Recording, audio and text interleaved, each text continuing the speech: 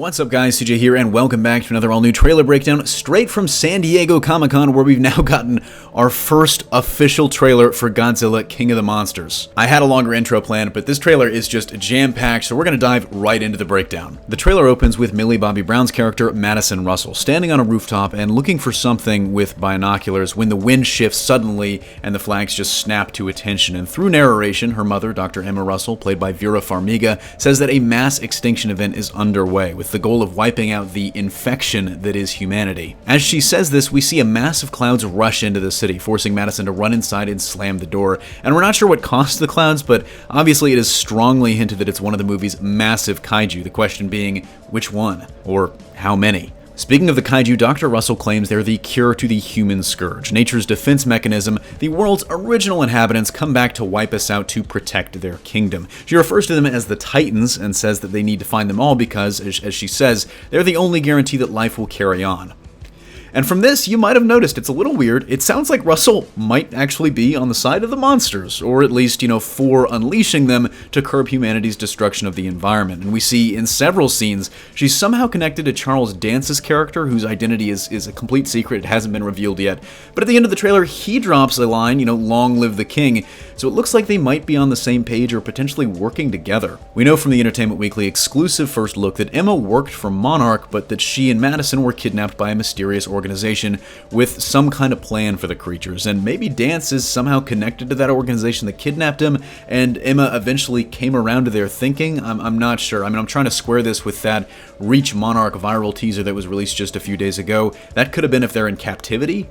Emma's philosophy is actually reinforced in a later scene where we see her arguing with her ex-husband Mark, played by Scott Chandler, who gets involved with Monarch to rescue the two of them, but from the looks of it, he's going to find out they don't want to be rescued. But the idea of monsters being the rightful rulers of the planet is a really interesting one that was first seeded in Kong's Skull Island, but it looks like they're really going to give it legs. They're absolutely going to run with it way further in this film. Case in point, we see Monarch exploring this huge sunken temple where we see a massive carving of Godzilla on the wall and people bowing to him, which to me is really interesting because it means maybe at one point early humanity and the kaiju actually coexisted. We get a couple of great shots of Godzilla in this trailer. My personal favorite is this one where it looks like that aquatic mission stumbles upon him swimming underwater. He just looks so menacing. It seems like that kind of causes maybe a little bit of conflict. I'm not sure about the role of Godzilla in this movie. In the first one, obviously, he was kind of a protector, a force of nature. It's going to be interesting to see how he works in this one, especially because we've got characters returning like Dr. Saizawa, who know that Godzilla actually, he's a protector in a lot of ways. So how Monarch is going to work with Godzilla and, with these other monsters in the mix is really one of the most interesting things that I'm looking forward to seeing. Speaking of those other monsters, it's them that really take this trailer to the next level. Yes, we have the big screen debuts of a bunch of fan favorites, Mothra, Rodan, and King Ghidorah himself in all of his terrible glory. And personally, the use of Mothra in this trailer is my favorite thing about it. It's just incredible. Mothra is just majestic here. It's almost magical. You see this great shot of it unfolding massive wings. It looks like it's actually going to have the cocoon as we see this glowing blue structure, and later in the same location after it's emerged, we actually see Madison approaching it and potentially even touching it. And that's really interesting because the first thing that comes to my mind there are the earliest rumors about Millie's character. Basically, one of the popular theories was that she would basically more or less be a Mothra girl from, the old Showa movies, and I'm not sure if that's really fully going to be the case, but she does seem to have a special connection with Mothra in particular.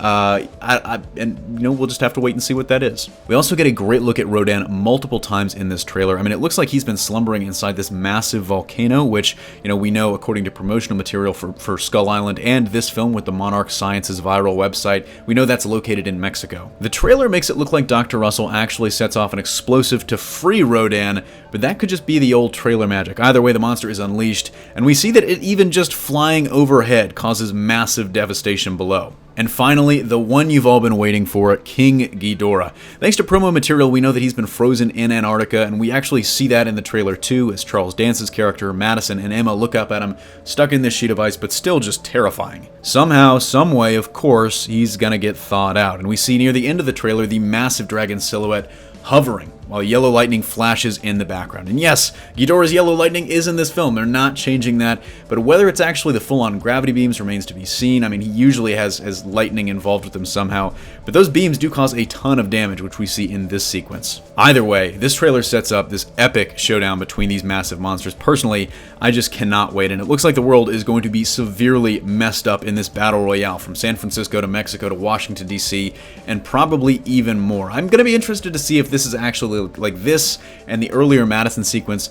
Those kind of feel a little bit off to me. Like, I don't expect that DC is going to get this messed up in this film. I don't think that San Fran is going to get this messed up in this film. I kind of feel like those might be like nightmares that somebody's having in like a nightmare sequence. Either way, this was an incredible trailer, and if I was excited for the film before. If you weren't, I have a feeling you are now. Let me know what your favorite moment was in the comment section down below. That's going to do it for me here, though. Thanks for watching. Don't forget to smash that like if you like what you saw, subscribe for more great content every single day, and consider turning on your notifications to be alerted every time we upload a new video. Signing off, this is CJ, and I'll see you next time.